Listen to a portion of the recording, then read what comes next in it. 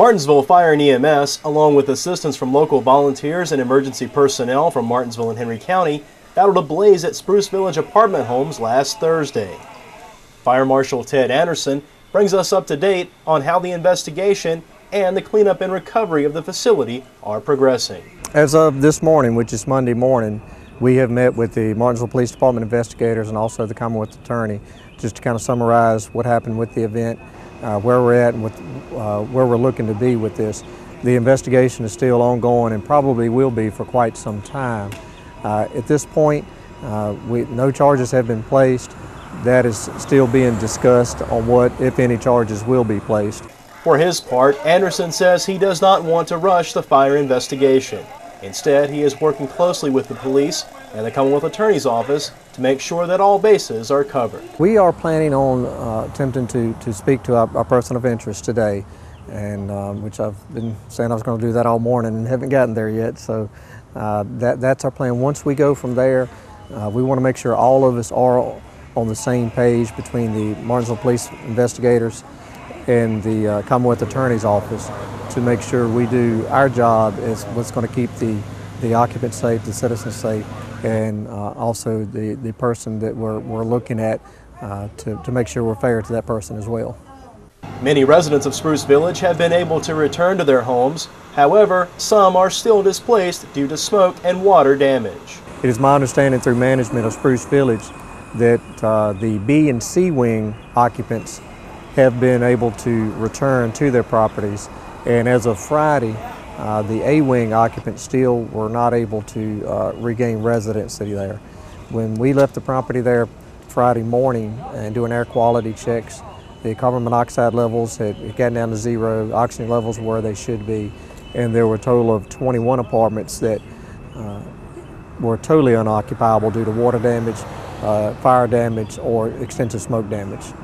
Anderson adds that a fire safety drill conducted just last year at Spruce Village also played a key role in preparing everyone involved to deal with this type of emergency.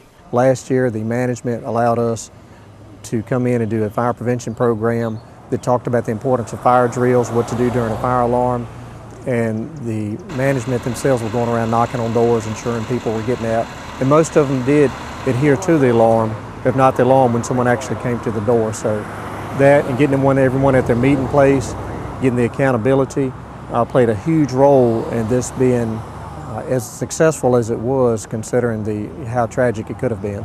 Anderson says teamwork played a major role in the overall success of the operation. I commend everyone that played a role in that, not just the firefighters that were there, but also the Martinsville Sheriff's Office, the Martinsville Police Department. It was as if we had already practiced that drill with them. Everyone just, they saw a role that was needed.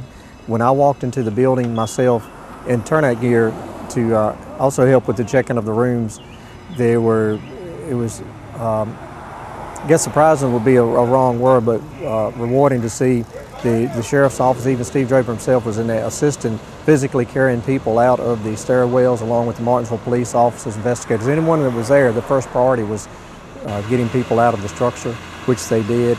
It ended up being close to 100 people that were evacuated, and thanks to the assistance of the public safety personnel that were there. The operation went smoothly with only one individual treated for minor injuries. However, Anderson says that emergency officials always seek to learn from any incident and that a debriefing session is scheduled in order to examine and evaluate every aspect of this complex operation. It's my understanding that once everyone is out, there was one person that was in the care of Stone Ambulance Service that provided the EMS support that we were there.